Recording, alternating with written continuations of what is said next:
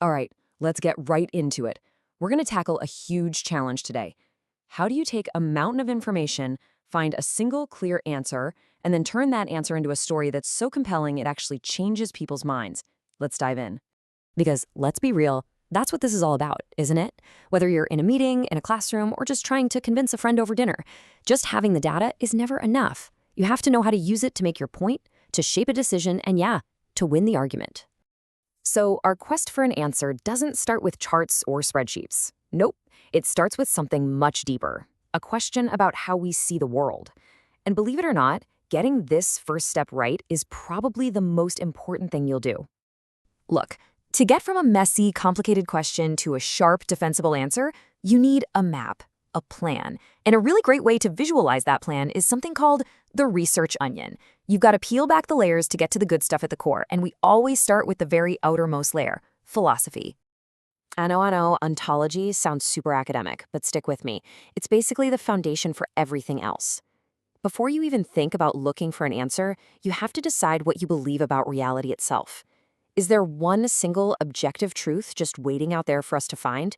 Or is truth something that changes depending on who's looking? So here's the fork in the road. Your answer to that big question, what is real, sends you down one of two main paths. If you're a realist, you believe there's one single truth. Facts are facts, period. But if you're a relativist, you believe truth is subjective. It's all about perspective. There isn't just one truth, there are many. And that choice, well, it changes everything. Okay, so let's see how this plays out.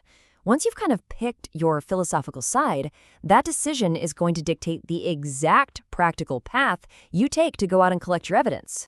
And those two philosophies lead to two totally different ways of doing things. The realist path, that almost always leads to quantitative methods. We're talking numbers, stats, big sample sizes, all with the goal of proving or disproving a theory. The relativist path, though, that leads to qualitative methods. Here, it's all about words, experiences, and trying to find brand new insights. So if you go down the quantitative path, your toolkit's going to look something like this. It's all about structure, measurement, and scale. You're using surveys, experiments, and a whole lot of statistical analysis to find those big, broad patterns in the data. But if you chose the path of meaning, the qualitative path, your tools are completely different. Here, you're doing things like in-depth interviews, just observing people, or doing deep dives on specific case studies. You're trying to understand the why behind the what, all the nuance and human experience. So, just think about it for a second. Which one feels more like you? There's no right or wrong answer, obviously, but the kind of question you're trying to answer is going to push you one way or the other. Do you need the certainty of big numbers or the rich detail you can only get from stories?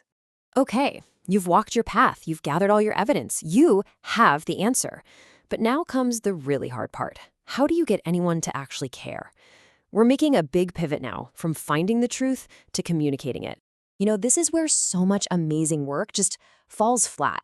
It's not enough to be right. You have to be clear. You have to be compelling. In today's world, it's a battle for attention, and having a solid structure for your story is your absolute best weapon. And one of the most powerful frameworks for this is the pyramid principle. Now, fair warning, it's going to feel totally backward at first.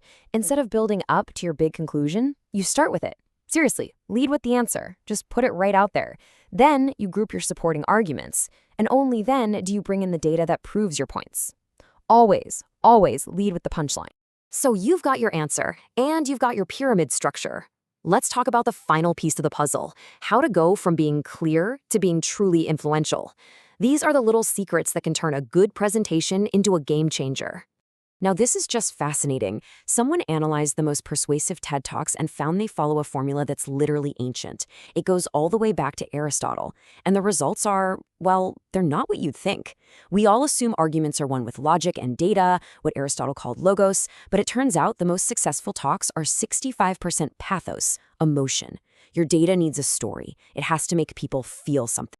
Here's another secret weapon, courtesy of TED. 18 minutes. That seems to be the sweet spot. If you go on much longer, you trigger something called cognitive backlog. That's just a fancy way of saying your audience's brains are full. They literally can't take in any more information. So keep it short, sharp, and impactful. And finally, the magic number. It's 3. They call it the rule of three. For whatever reason, our brains are just wired to find things in groups of three satisfying and memorable. So structure your message around three main points. Use three examples. Give three takeaways. It's simple, but man, it really works. So there you have it, the whole journey.